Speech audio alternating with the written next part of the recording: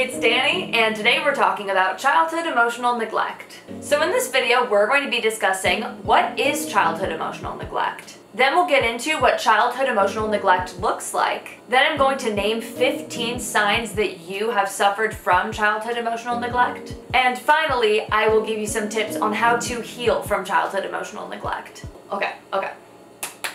Okay, girl. So what is childhood emotional neglect? So childhood emotional neglect is a caregiver's failure to respond enough to a child's emotional needs. Because this is something that fails to happen as opposed to something that happens to a kid, it often goes unseen and unremembered, which is why a lot of people who suffer from this never realize that they've had any form of trauma at all. And this can be really, really hard to detect because sometimes this comes from a loving household, caregivers who did their best, wanted to support their kids, and even told their kids that they loved them. But at the end of the day, when this kid would present their feelings and emotions, they were often dismissed or overlooked. So what happens when parents misunderstand, under-respond, or undervalue the kid's emotional needs is it sends the message to the kid, your feelings don't matter. And even though childhood emotional neglect can basically be invisible, it can have as significant of an impact as emotional abuse. So what does childhood emotional neglect look like? Some examples of parents that often foster an environment that leads to childhood emotional neglect are parents who are addicts or depressed. So when a parent suffers from addiction, depression, or mental illness in general, usually what happens is they're so focused on trying to keep themselves okay that they don't have the capacity to care for their kid. This can also occur when parents indicate that they care more about the child's achievements than the child's emotions. And while this may not be intentional, it subconsciously teaches the child that their performance and their achievements are more important than them. This can also look like your parents being uncomfortable or unresponsive when you express your feelings. So if your parents are uncomfortable or unresponsive to your emotions, you learn that showing your emotions is only going to make other people uncomfortable. Your emotions are only going to be a burden or bother others. It's not safe. It's not reasonable to express how you actually feel. Childhood emotional neglect occurs in households that are both overly strict and overly permissive. This is because in overly strict households, a lot of the times the parents see obedience as a sign of love. They think if the child isn't listening to exactly what they want them to do, then the child is essentially saying, I don't love you.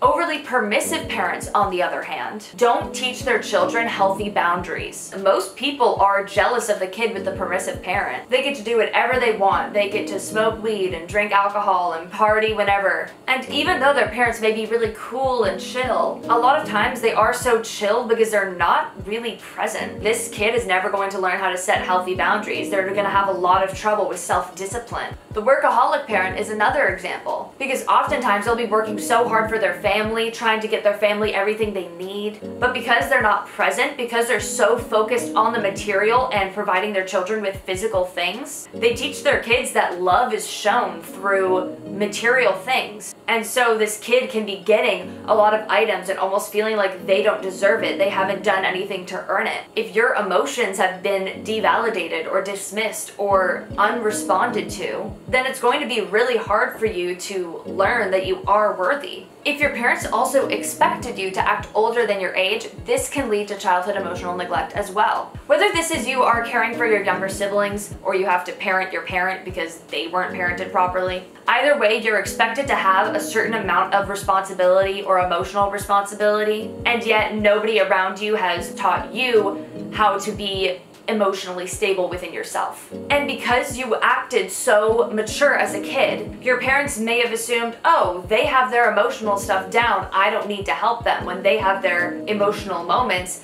I just need to keep telling them to put it to the side because they've been doing that and it's been surfacing really well so far. But what happens is, as this kid grows up, they're almost emotionally stunted in certain ways because they've learned not to express certain emotions, not to have these big emotional outbursts. And oftentimes this person will be directing all of their anger, all of the outbursts inward. One of the harshest realities to face with this is that your parents could have done the best they could with the knowledge they had. They could love you, they could support you, they could indicate to you that they want what's best for you, and through their actions, they do show that. So for some reason, you feel really guilty. You know, it's hard to accept that you have trauma because of the fact that your parents were so supportive and so loving.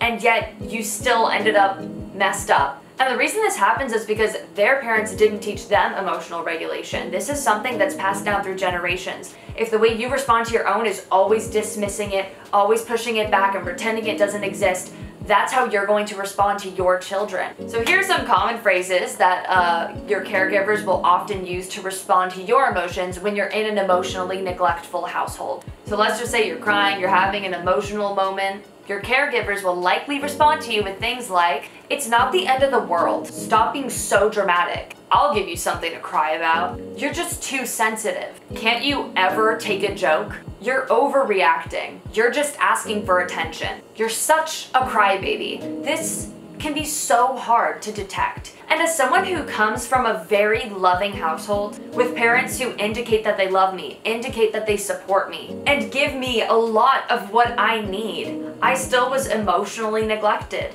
And it's even hard for me to say that because I'm going to post this video, they're probably going to watch this video. I don't want them to feel like they messed up as parents because they didn't. If they weren't conditioned to think in a way that suppress your emotions, push it back, they wouldn't have passed it down to me. So just recognize that you can accept that you've gone through this and understand that it comes from your parents without blaming them. Blaming your parents isn't going to stop you from repeating these patterns and passing it on to the people around you. So now that we know what childhood emotional neglect is and what it looks like, we're going to get into the 15 signs that you have suffered from childhood emotional neglect. 1, you have difficulty relying on others. This looks like an inability to ask for help and rejecting offers of help, support, or care. And me personally, the way that I've seen this manifest is in my schoolwork. I never wanted to tutor. I didn't want other people to proofread my work until it was perfect. I just wanted to be able to do it by myself. And I truly believe that came from a subconscious fear that if other people would look at my work, they would just look down on it and look down on me. And it's interesting because even though this comes with the fear of being dependent, I have a very dependent personality. I personally think that my dependency came from the fact that I grew up in a household where I didn't feel like I could be dependent on other people. So whenever someone came into my life where I could be more dependent on them, girl, I latched the hell on. Don't leave me, please, love me. And that desperate energy is not going to attract healthy relationships. Number 2, people pleasing. People pleasing stems from the belief that being yourself isn't enough to receive love. And people pleasing also comes from when your caregivers make you feel responsible for their emotions or responsible for other people's emotions in general. If you always had to be the example, if your parents would say things to you like, "You're driving me crazy, you make me so angry," you subconsciously learn from a young age that you are responsible for other people's feelings. And people pleasing also comes from the fact that you can have a lot of trouble accepting criticism. Because if we're always making sure that everyone's happy, then it's going to be really hard for others to criticize us. Number 3, no sense of identity. You have unrealistic self-appraisal, which means you have an unrealistic evaluation of your strengths and weaknesses. You also have trouble identifying your likes and dislikes and figuring out what your life purpose is. And really, the reason you have this lost sense of identity is because from a young age, you've learned how to be what other people will be able to accept. And that's because you were taught that it wasn't safe to be yourself emotionally. Number 4, you have no compassion for yourself, but you have plenty for everybody else. This one hits home. For so long, I would be so mean to myself. I would hate myself. I would just bully myself, essentially. But yet, every other person, even if I didn't like them, I could always see the good in everybody. And as an empath, I could feel other people's feelings. I've always been able to, without even trying, put myself in somebody else's shoes whenever I would come forward about how I was feeling. If our opinions didn't align, it would be hard for me to still hold the validity of my own opinion because I didn't want to devalidate theirs. You're often harder on yourself than you would ever be on your friends or even on a stranger, because some part of you believes that somehow your needs and feelings are less valid than other people's. And this is something I'm still working on, but oh my god, has it gotten so much better. I love myself, I'm great. 5, you always blame yourself. This often looks like over-apologizing. I used to be that person that would apologize for everything, literally to the point where my friends would be like, "Can you fucking not stop apologizing, stupid?" And then I'd literally be like, "I'm sorry." Yeah. What was I talking about? When you always blame yourself, it's usually because you're directing all of your anger inward. You've likely learned that expressing anger isn't safe. Maybe you've actually learned that expressing anger is the only safe emotion to express. Projecting all of your anger onto other people and blaming other people isn't healthy. I don't want to do that, so I just won't be angry. I have considered myself a not angry person for a really long time, but really it's because I was just pushing all of that negative energy onto myself, so I didn't have to project it out into the world. Because we don't have an explanation for what's wrong or someone else being at fault, the only answer that we can come to is it must be me. Blaming yourself, blaming someone else, waste of your energy, waste of your time. Number 6, you feel guilty about your needs and feelings. This comes from thinking that your emotions aren't reasonable or that you shouldn't feel bad emotions. You feel like your emotions are a burden on others. So you lock it all up, you keep it inside, but you don't realize how much of an effect that has on you. Which ties into our next point, number 7, you have difficulty expressing and understanding your emotions. Again, this is caused by the fact that your parents probably didn't know how to express their own emotions. They didn't know how to help you process your own feelings in a healthy way. Or whenever you would feel an emotion, they would dismiss it and tell you that you don't actually feel that way or that you shouldn't feel that way. So you unconsciously learn that your emotions are somehow incorrect. But I've learned that emotions always come up for a reason. Even if the situation that triggers the emotion isn't like warranted for the emotional response, that emotion that's coming up is still coming up for a very valid reason. That situation is just triggering that sore spot within you. So identifying what your sore spots are and learning how to work with that. Oh girl! Number 8, you feel empty. You feel really numb, you feel cut off from your emotions. In moments, you basically feel like a shell of a person. You feel like there's almost like a giant gaping hole inside of you. It's not that there actually even is a hole inside of you. It's really just you've been taught to reject so many parts of yourself that when you're actually trying to figure out who you are, you've abandoned so much of that you feel like there's nothing inside of you to reach in and tap into. Because all of those aspects of you that will make you understand and feel and embody who you truly are, those are the parts of yourself that you're telling yourself are wrong and that are unworthy. Number 9, you're a perfectionist. Perfectionism usually comes from an environment where you learn that your achievements are more important than your needs. Being a perfectionist also stems from the idea of I'm not good enough. I am my achievement, so I have to make my achievements super great in order for me to feel like I'm worthy. And then whenever your achievements don't meet up to your very high expectations of yourself, you tell yourself that you failed. You tell yourself that you really aren't good enough, and you keep reaffirming that belief. It becomes more about the results rather than the growth. Number 10, you are extra sensitive to rejection. You're likely more concerned with what other people think of you as opposed to what you think of them. And in trying to get the approval of other people, at a certain point you don't even realize that you may not even like the people you're trying to get approval from. But because your upbringing didn't indicate to you that you and your needs and your feelings are important, you are constantly searching for that in other people. You will start to dim your own light. You will start to only show little fragments of who you are to the point where you become the person that people look over. And then you'll be even harder on yourself for the fact that people don't see you without realizing that you are dimming yourself so much in order to feel safe, in order to feel protected.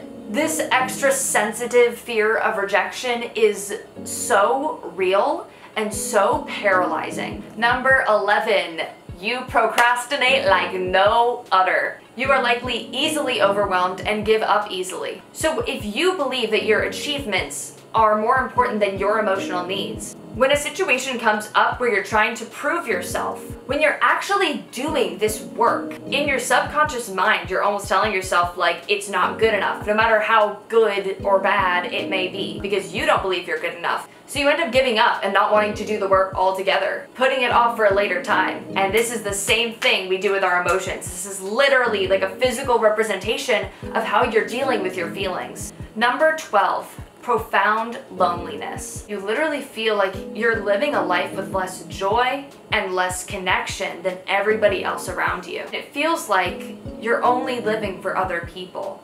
You are giving so much compassion to others, and it feels like it's never returned at the same level.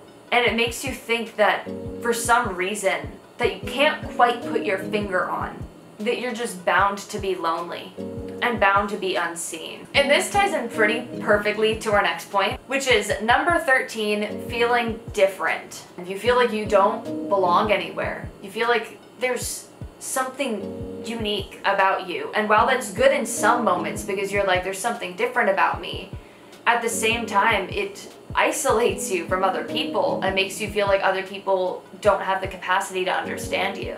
Number 14, you never get what you want unless it's by chance. This comes from the fact that you are too scared to ask for what you want, tying back to that fear of rejection. You'd rather just not ask at all, not get what you want, not even try, because that fear of rejection is so daunting to you. But you have to put yourself out there if you want to get what you want. I would never get what I want. But I wasn't putting myself out there because I was so afraid that if I wanted it so bad and told people and showed people that I wanted it and I was still rejected, that would be even more heartbreaking and that would mean something about me. And I didn't want to have to go through that. And finally, 15, the fatal flaw. You feel like there's something about you that makes you worse, that makes you unworthy, that makes you somehow less than other people, but you can't quite figure out what it is. This leads you to mute yourself, to dim your light, to not be your genuine self, because you literally believe that being your genuine self is somehow worse than other people. You feel like if you were actually yourself, people would see this fatal flaw the moment they looked at you. And you don't want to be ignorant to what it is. But this fatal flaw doesn't exist. So now that we know what childhood emotional neglect is, what it looks like, and signs that you've been through it, now I'm going to give you 8 tips to help you heal. Number 1, be gentle with yourself. It's really easy to listen to that mean inner critic on repeat. And when we've gone most of our life listening to this inner critic, we just start identifying with this voice and believing it. But this is just a voice. It's just a story in our head. It isn't truth. When this inner critic comes up, don't try to suppress it. Don't listen and believe it. Literally just observe what it's saying. Over time, you'll be able to realize that this voice is really the voice of other people that you have internalized from a young age and that you're relaying back to yourself. So look into why the inner critic protects you. And the reason a lot of us struggle with this is we think once we become gentle with ourselves that we're not going to be able to continue being high achievers. We think we're going to just get lazy and like, oh, whatever with life. But in reality, our motivation doesn't come from a place of fear. Fear keeps us in a loop of living for other people. If you want to live for yourself and achieve things that actually mean something to you, you absolutely have to start being gentle with yourself. Be loving towards your negative emotions. Be loving towards the parts of yourself that you usually reject. When you love all parts of yourself, the aspects of yourself that you've been rejecting that actually will serve you will start to surface and you'll be like, wow, I totally forgot that this was even an aspect of myself. I haven't been in touch with this since I was a child. Because you're subconsciously teaching yourself that it's safe to be yourself. Watch the negative self-talk. Number 2, identify your emotions. When you're feeling whatever you're feeling, drop down into your body and feel how your body is experiencing this emotion. And over time, you can be able to use your body to better identify what emotion is really coming up. Tracking your emotions can be very helpful because it's easy for us to just be really anxious and be in the state of, I don't know what it is, I don't know. Oftentimes people will print out feelings charts, and this can help you start to identify first from a more basic standpoint and then expand to what the specific emotion is that you are experiencing. When you're able to describe what you're feeling, it makes it easier to understand what you're going through and oftentimes why you're going through it. And as you start identifying your emotions, it's really important that you remind yourself that your feelings are just as valid as anybody else's. And when you start validating your own feelings, you realize that literally everyone's feelings are valid. And sometimes those feelings are going to contradict. Number 3, identify and communicate your needs. This is going to be really hard at first. So start with taking baby steps. Don't feel like you need to lay everything out on the table that you need right now. One tip that has been really helpful for me is the best and most consistent way to grow is push yourself to the edge of your comfort zone and then just step a little bit outside of that. This is going to expand your comfort zone, and as it expands, you are going to get more comfortable expanding further and further and further. And in a fairly short amount of time, you'll be able to look back and be like, whoa, look how large my comfort zone has expanded. And the more you start communicating your needs little by little, as long as it's in a situation that's safe, the more you'll see that in reality, communicating these needs isn't as daunting as you once thought it to be. And this ties perfectly into our next point. Number 4, set boundaries with people. I know. This is not a fun one. No one likes this one. But setting boundaries is the key to maintaining healthy relationships. And if people in your life are not willing to set boundaries, they probably like you for your people pleasing and not for you. That sounds mean, but it has nothing to do with you. You are coming to people with a false self, and that's not like you're being super fake, but you're just being a version of yourself that feels safe. And when you set boundaries with people, it's really easy to think that you're no longer being selfless, you're no longer being a kind person, you're being selfish. But one thing that has really helped me with learning when I need to set boundaries, there is a difference between being selfless and self-sacrificing. When you're selfless, you're able to do things that may inconvenience you but don't hurt you. When you're letting someone walk all over you, or you are sacrificing your own well-being for the sake of other people, no, cut it out. People that are able to have a healthy relationship with you, when you set boundaries with them, maybe they won't like it at first, but if you maintain those boundaries and you learn how to respect one another in that, you're gonna make your life a hell of a lot better. And when you actually set boundaries with people, you'll be able to regain more energy within yourself.